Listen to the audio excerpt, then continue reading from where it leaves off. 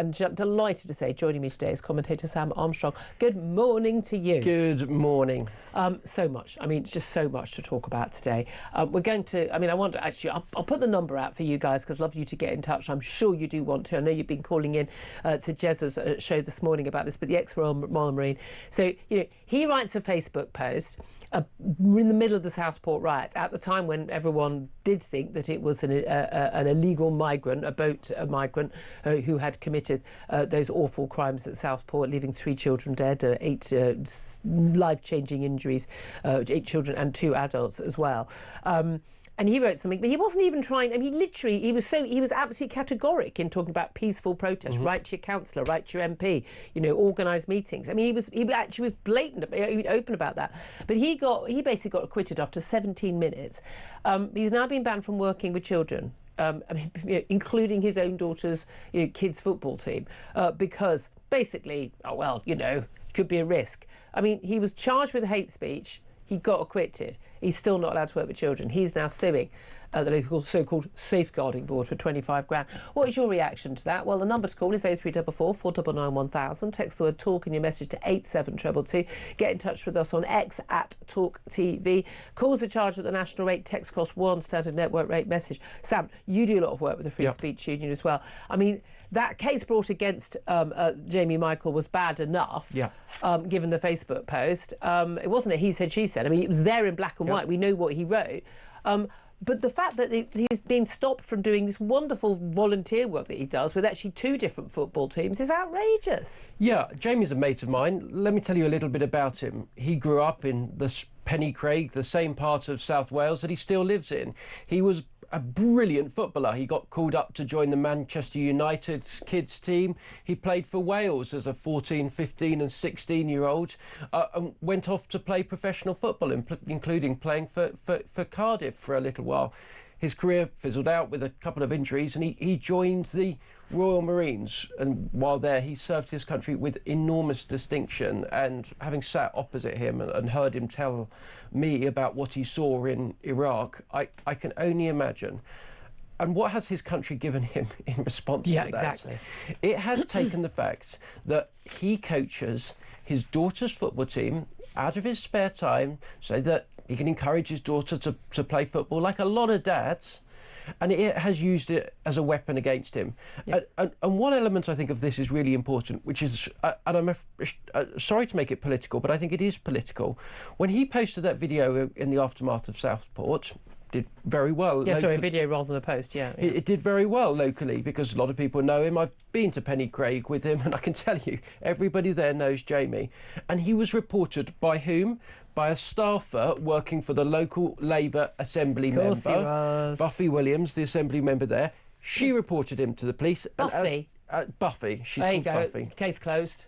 She reported him to the police. As a result, they came around to his office where he works as a sports massage person, and they arrested him. 4 officers came and arrested him, banged him up for 20 days on remand in prison, and then at the end of it... But thank God he said, no, I'm not pleading guilty like other people who forced it. Got a Free Speech Union lawyer. Free Speech Union lawyer took it to a jury, got him off in 17 minutes, unanimously, by a decision of a Merthyr Tydfil jury trial. Can we tell why they're trying to scrap juries yet? What happens at the end of it? His Labour local authority turns around and says, you are a danger to kids. The 2 worst things you can be called in this country are a danger to kids and a racist. And he was accused of both, basically. Labour have accused him of both because they think they're a threat. He's a threat to them in the South Wales valleys, where every single poll tells you in May next year, reform are coming But this is it. I mean, look, it was a 12-minute video, just so people know, because again, this is what happened. I apologise to Lucy Connolly last week because, I believed a lot of the reports. Again, we know the CPS said, the police had lied about what she had written and other posts she'd written. Charged with inciting racial hatred. He described some migrants, not all migrants, some migrants, as scumbags and psychopaths. It's a 12-minute video. But he also was very clear. He wrote, so he said in the video, and he's got 2 young daughters. Again, you've got a load of girls have just been stabbed. Some have died, and you've got 2 young daughters. As you know, this affects you more. He's looked very upset in the video, and he urged people to get ready. And he said, it doesn't mean getting bats and knives and stuff. I'm talking about doing things the right way, getting in big groups, having meetings, going to the council, police, the politicians and the councillors. I mean, he's literally urging people to take part in a democratic process to protest against a risk to our country. I mean, seriously, it's no wonder. A jury taking 17 minutes is a jury literally getting in, having a cup of tea, having a vote, and then going, thank you very much. That's how quick that is. There was not even, they didn't even bother having a conversation because they didn't need to, because it was so obvious. And this is the thing. Again and again and again, we've seen this. We've seen this with, like, you know, UKIP supporters, Brexit supporters, not being allowed to foster, not being allowed to adopt because they're considered unsuitable. Now, this is just obscene. This is so wrong. And this is kind of, you know, social engineering. And as the Free Speech Union said, I'm going to declare an interest. I'm a member. I don't get paid by them or anything. I'm a member of the union. I think everyone's crazy who speaks in the public eye who isn't. If you're on social media, you need to be a member of the Free Speech Union, as far as I'm concerned. But they, you know, it's this idea that actually the process is the punishment. Yep. So we're going to see, well, he got arrested, or he got charged, or I could win, but I'll probably lose my job, and people will be looking at me and pointing fingers at me, so it's not worth the risk. And it does silence people. Everybody knows, because everyone has done it. They just think it's not worth it. It's not worth speaking up at work when there's nonsense going on. It's not worth going on social media. Yep. It's not worth standing up to this government, because I don't think this is happening in isolation. No. What we see is a Labour government that was elected, we've said many times. This happened under the Tories as well. Well, but the following things did not happen under the Tories. And by the way, actually, the Free Speech Union, as we say in the articles, had 15 of these cases, none before 2024. OK, that's interesting. So this is all a post-Southport phenomenon, actually. And I think this is a Labour thing, because what we see is the following. We have a Labour government that has said it is going to delay and defer elections to 2028. It has said that it is going to refer people as paedophiles. It is going to go and arrest people. It is going to scrap jury trials. It is going to clamp down further and further and further on online speech through the Online Safety Act, and fine platforms potentially billions of dollars if they don't shut people up. Yep. And what I see is going to change the vote to allow 16s and 17-year-olds to vote. What I see is the most unpopular Prime Minister in history, determined to use every single lever available to him to shut us up, to shut us out, and to shut down dissent towards him. And to cling on to power. This is a very quiet, a very British, but very real coup going on before our eyes. That is a very interesting point. I wrote a piece for The Sun at the end of last week after the jury trials and the cancelling of those. I mean, you're delaying election for 2 years, 3 years in total. These mayoral elections in basically the entire home counties, the whole of the South East. I think some people are saying it's 5 million votes. I understand it's 7 million voters who are actually affected. And genuinely, you know, this is about utter contempt and disdain for people. And this goes into the whole, like, let's go back in the EU, let the bureaucrats decide, let's let the judges, not the juries, decide. Let's just not even bother with these elections. We'll just, let the bureaucrats decide everything. Every quango, everybody like that, that's what they want to decide everything. And it is very, very obvious what's going on. What do you make? And this sort of ties in with this, because this gentleman's concern, Jamie Michael, was about. And Jamie, by the way, we did hope to have him on the show today. If you were available, we would love to talk to you on the show. But this US document, America has just released its latest national security strategy. And basically, it says, I mean, in these exact words, that Europe is facing civilizational erasure. The governance that we've got at the moment by out-of-touch elites, the mass uncontrolled immigration, both legal and illegal, and the complete and utter just sort of absolute trashing of European civilization's culture and values. This whole sort of, these idiots on the left who sort of go, all cultures are equal. No, they're not. No, they're not, because we're not en masse trying to move to the Middle East. OK, Dubai, that's because people can live as if they live in the West. People aren't moving en masse to Pakistan or to China or to Nigeria. No, they're not. People are coming en masse to Europe and to other Western civilizations. Why? Because they are better cultures to live in, full stop. But the point is, they won't be for very long if you have a level of immigration, and we've seen the falling birth rates among the, let's use the term, native population, the indigenous population, as opposed to immigrant population. Virtually the entire increase in population in this country, and it has been huge, has been the arrival of immigrants and immigrants' children rather than the indigenous population. And people coming particularly from very different cultures with very different values, yes, different religions, just different belief systems, that is basically eroding our civilization. I mean, there's an element where you think, oh, I don't want the Americans telling us what to do. But when they're, when you're a friend and you're calling it out, we criticise America, we have our opinions on, Trump or Kamala or Trump or Clinton or Trump or Biden. They're allowed to say it when it affects their national security, because they're saying we may not be a reliable security partner in the future. And given that we've already got, 5 MPs for Gaza, if you think you represent Gaza rather than Bradford or somewhere in Britain, you are not going to be a reliable security partner to our allies, are you? Britain, France, Germany, many other European countries whose civilizations have stood for 1,000 years will not exist in any recognisable form within my lifetime, unless something very dramatic happens. We saw there was a piece in the Telegraph over the weekend that said, who's the chief beneficiary of Labour lifting the 2-child cap on benefits? Well, let's just say the areas, the constituencies where the biggest benefit is likely to be found: Bradford, Bolton, Birmingham, inner city Manchester. What we are seeing is a very determined effort to essentially say that the entirety of Western civilization is problematic and should shut up. And meanwhile, we should allow mass migration to permanently and fundamentally alter the realities of our societies.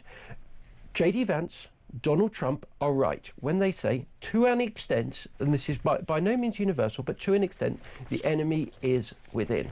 The people that will change this country in the next 50 to 60 years to take a foreign policy which is very much antithetical to the United States and to the one that we've had for a very long time, are here already. They are now sitting in our parliament.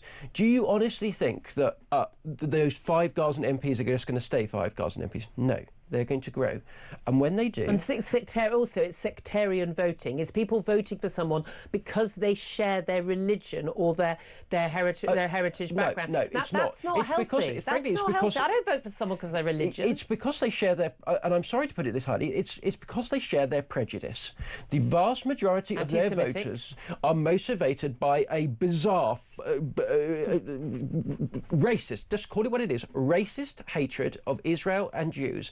And they want to vote for MPs that represent their racist views towards Israel and Jews. Now, look, they may well disagree, and that's just my opinion, but... They think they're pro-Palestine, but the evidence suggests very differently. The evidence suggests very different. And when they grow, and when the Labour Party in 10, 15, 20 years' time needs their votes, those MPs' votes, to form a majority, they are going to sit in the cabinet of Great Britain and Northern Ireland. They are going to be partly responsible for who gets to press the big red nuclear missile. And if we had a working deterrent, which it sounds like we don't have, it would be a very real threat to the US. So is it any surprise that our closest ally in the world is putting it in their national security strategy as one of the big mega threats that a nuclear armed state on their doorstep it's not.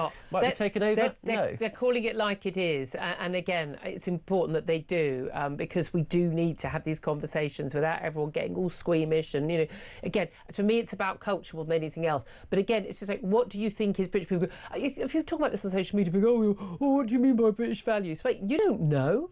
You don't know what British values are. I know what British values are. Yeah, and do you know what? It's more than just multiculturalism and also, diversity. anyone who says diversity is our strength, there's no evidence whatsoever that diversity is any country's strength. And people talk about, oh, well, America is a melting pot. No, no, no. People don't arrive and go, I'm going to set up my own culture and speak my own language and have my own sort of allegiances in America. No, no. You become an Italian American. You become an Arab American. Asian American, and you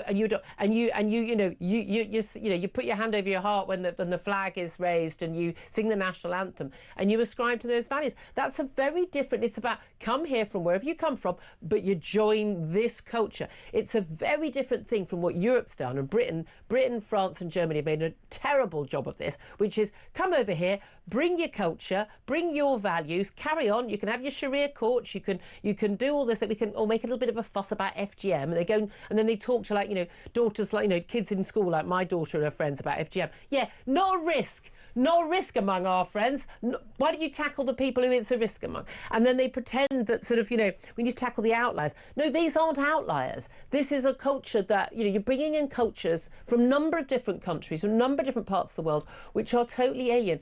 And look, there are people who, again, there are plenty of people who've come from those countries in the past who have come here to make a life here in the West for freedom and economic benefit, and who have completely settled here and are making a great contribution.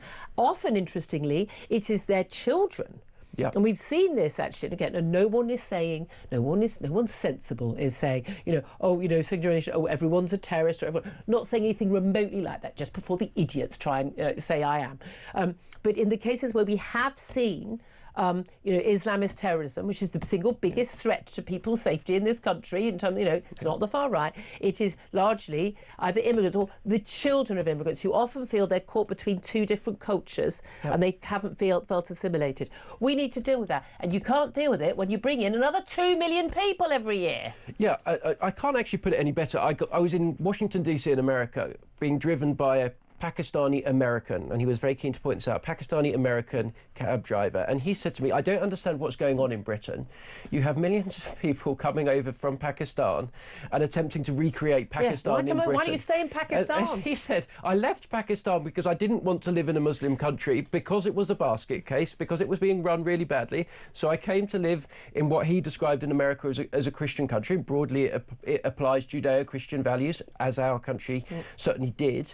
And his view was he just couldn't understand it, and this is absolutely right. Just nailed it. I don't want Pakistani politics in British politics. Look at the results there. Look at how many people, frankly, have a basic functioning life with, proper hygiene and all the rest of it, proper economy, proper functioning industry. I think you'll find that's British colonialism's fault. I'm sure you got that memo, no? Well, I do know that, obviously, I'm now totally unsuitable to work with children. And I think we all agreed that already, didn't we? I must immediately be brought up by a state-sanctioned judge to determine whether or not I'm a hate criminal. Yeah, I'm also unsuitable to work with children because I think the children should do as they're told, which apparently makes you a Nazi now anyway. But anyway, I'd love to hear your thoughts on all this. I think this national security strategy for America is really, really significant. I like it when people point out it's a big red neon flashing sign, and we all know it, and then everyone gets all anxious about talking about it. Gotta talk about it. I'd love to hear your thoughts. 0344 499 1000.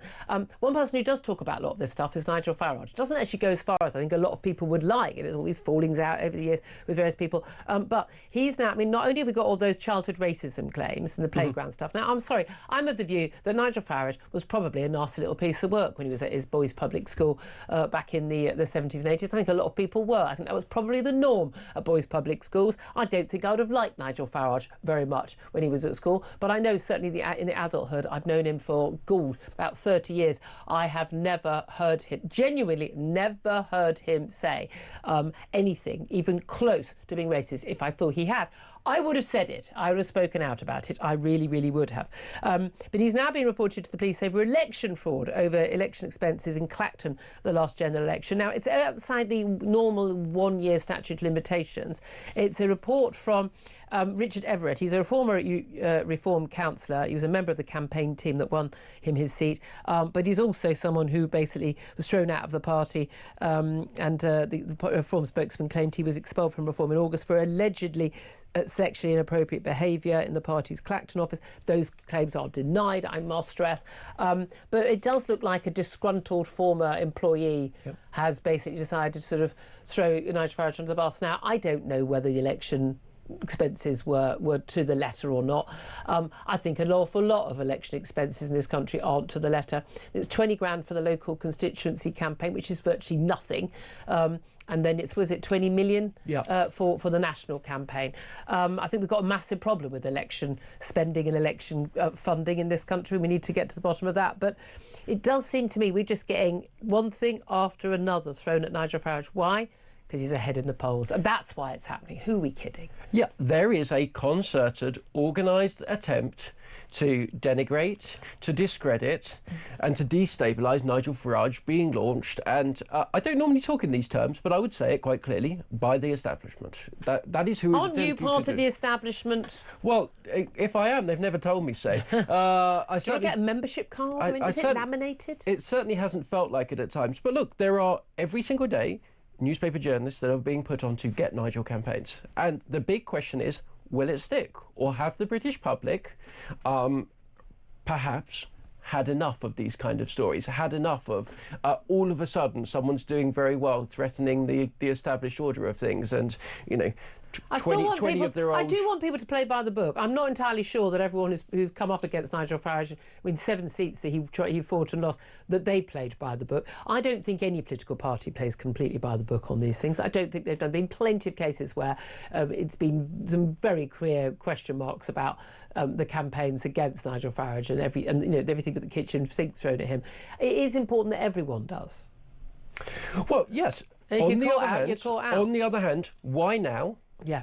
Why this guy? Why has this story made its way to the front page of national newspapers all at the same time? And why are there every day somebody different from Dulwich Boys School turning out with a slightly different story? Those allegations and we're going to talk to Michael Crick, who wrote a book, and actually that's what brought this to everyone's notice a few years ago. But actually, I mean, some of these first allegations emerged back in 2013, so before Brexit campaigning, when Nigel Farage was sort of big in the UKIP campaign. So these allegations have been made for quite a long time.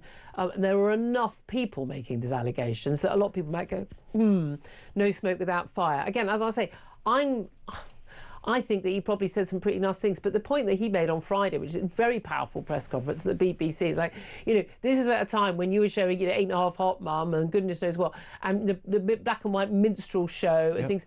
It was a very, very different time. People said things that people are utterly and quite rightly shocked by now. And I would think that shows, haven't we come a long way as a country? Isn't that a good thing? I mean, I don't want to get PC, I'm not into PC, but yeah, I would much rather that it wasn't acceptable for people to shout racist slurs at people in the playground, for goodness sake.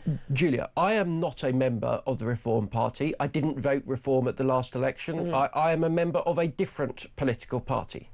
However, this country faces a toxic combination of permanently low growth, a government that is collapsing all around us, the biggest security challenges we've faced, certainly in my lifetime, definitely the last couple of generations, mass migration that is out of control, and a British public that are angrier than ever before. And I don't care in the least the kinds of songs that were being sung in a Dulwich school playground in 1970. And I do not think that millions of people out there in the country think that they care in the least either. And they look at these stories, they listen to people yabbering on about them all day, personalities this, school playground stuff this. It is irrelevant, and it gets them angry because this country needs solutions. And what does the establishment offer? The same tired menu of little sleaze that they've dug up from goodness knows when. And you just know, you can see these sort of Lib Dems and Labour people go, oh, we've got him now. Well, good luck with that. You keep thinking that, but just look at the polls.